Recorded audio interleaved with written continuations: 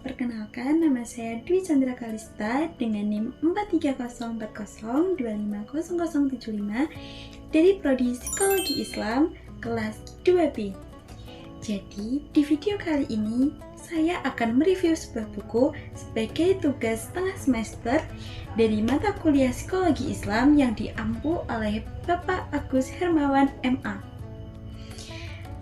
Kali ini saya akan mereview sebuah buku yang berjudul Psikologi Islam, karya beliau Bapak Agus Hermawan MA.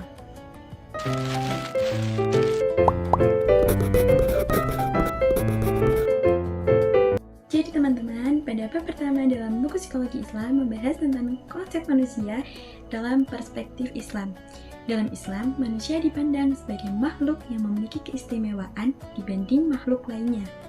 Karena manusia tidak hanya terdiri dari jasad, tetapi juga akal, hati, dan ruh. Akal menjadi alat bagi manusia untuk berpikir, hati menjadi pusat kesadaran batin, sedangkan ruh menjadi unsur spiritual yang menghubungkan manusia dengan Tuhannya. Dalam pembahasan ini dijelaskan bahwa manusia memiliki dua peran utama, yaitu sebagai hamba Allah dan sebagai khalifah di bumi. Sebagai hamba Allah, manusia memiliki kewajiban untuk beribadah dan taat kepada Allah. Sedangkan sebagai khalifah di bumi, manusia bertanggung jawab untuk menjaga kehidupan di dunia dengan baik.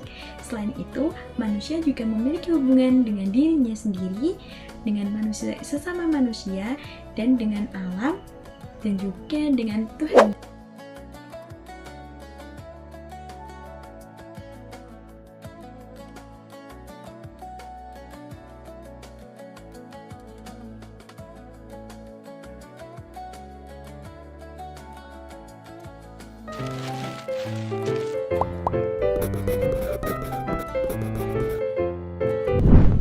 Jadi, pada bab kedua ini menjelaskan pengertian psikologi Islam beserta ruang lingkupnya. Psikologi Islam merupakan ilmu yang mempelajari perilaku dan kondisi kejiwaan manusia dengan berlandaskan ajaran Islam. Jika psikologi modern lebih banyak membahas perilaku lahiriah dan proses mental, maka psikologi Islam menambahkan dimensi rohani dalam memahami manusia. Jiwa manusia tidak hanya dipandang sebagai objek ilmiah, tetapi juga dipahami sebagai bagian dari fitrah yang harus dijaga.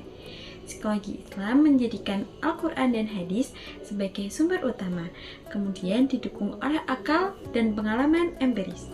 Dengan demikian, psikologi Islam tidak hanya bertujuan memahami perilaku manusia, tetapi juga membantu manusia mencapai ketenangan batin, kesehatan mental, dan kedekatan dengan Allah. Dalam bab ini juga dijelaskan bahwa psikologi Islam memiliki objek kajian berupa manusia secara utuh, baik dari sisi pikiran, perilaku, maupun spiritualitasnya.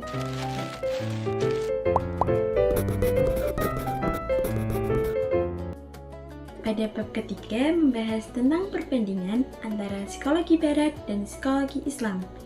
Keduanya sama-sama mempelajari perilaku manusia, proses mental, dan perkembangan kepribadian. Tetapi keduanya memiliki dasar pemikiran yang berbeda. Psikologi barat umumnya memandang manusia sebagai makhluk biologis dan sosial yang perilakunya dipengaruhi oleh lingkungan, pengalaman, dan kondisi fisik. Sementara itu, psikologi Islam memandang manusia sebagai makhluk yang juga memiliki dimensi rohani.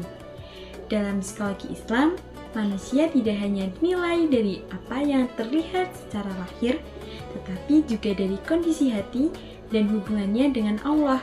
Perbandingan ini membuat psikologi Islam memiliki pendekatan yang lebih menyeluruh karena tidak hanya memperhatikan kesehatan mental, tetapi juga kesehatan spiritual.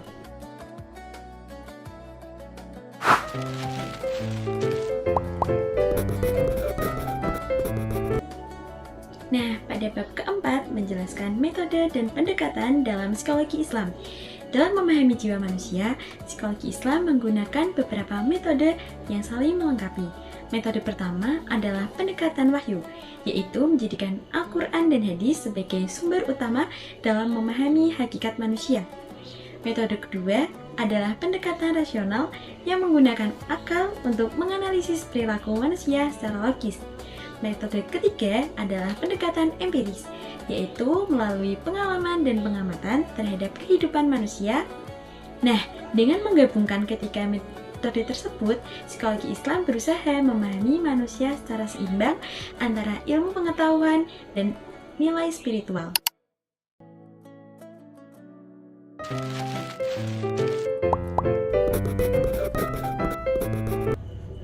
Jadi, pada bab kelima membahas tentang jiwa atau nafs dalam perspektif Islam. Jiwa dipandang sebagai unsur penting dalam diri manusia yang mempengaruhi perilaku dan arah kehidupannya. Dalam Islam dijelaskan bahwa jiwa memiliki beberapa tingkatan. Tingkatan pertama adalah nafs amarah, yaitu jiwa yang cenderung mengajak manusia kepada keburukan dan mengikuti hawa nafsu. Tingkatan kedua adalah nafs lawamah, yaitu jiwa yang mulai menyadari kesalahan dan menyesali perbuatan buruk.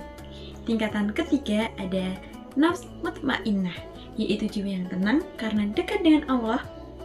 Nah, penjelasan ini menunjukkan bahwa kondisi jiwa manusia dapat berubah sesuai dengan bagaimana seorang menjaga dirinya.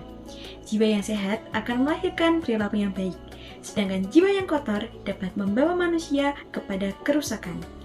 Dalam bab ini juga dijelaskan bahwa menjaga kesehatan jiwa dapat dilakukan melalui ibadah zikir, introspeksi diri, dan pengendalian hawa nafsu.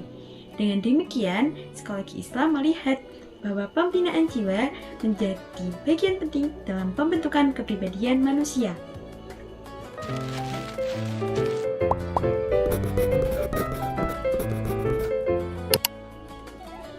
Jadi, pada bab ke-6 ini membahas tentang kepribadian dan fitrah manusia dalam psikologi Islam. Dalam Islam, setiap manusia lahir dalam keadaan fitrah, yaitu keadaan suci yang memiliki kecenderungan kepada kebaikan. Namun, seiring perjalanan hidup, kepribadian manusia dipengaruhi oleh lingkungan, pendidikan, pengalaman, dan kebiasaan. Karena itu, seseorang dapat tumbuh menjadi pribadi yang baik atau justru sebaliknya. Psikologi Islam memandang kepribadian manusia sebagai hasil interaksi antara akal, hati, nafsu, dan ruh. Kepribadian yang sehat adalah kepribadian yang seimbang antara kebutuhan jasmani dan rohani. Dalam bab ini dijelaskan bahwa pembentukan kepribadian tidak hanya melalui pendidikan lahiriah, tetapi juga melalui pembinaan batin. Buku ini bisa menjadi salah satu sumber yang relevan untuk memahami manusia secara mendalam. Terima kasih. Wassalamualaikum warahmatullahi wabarakatuh.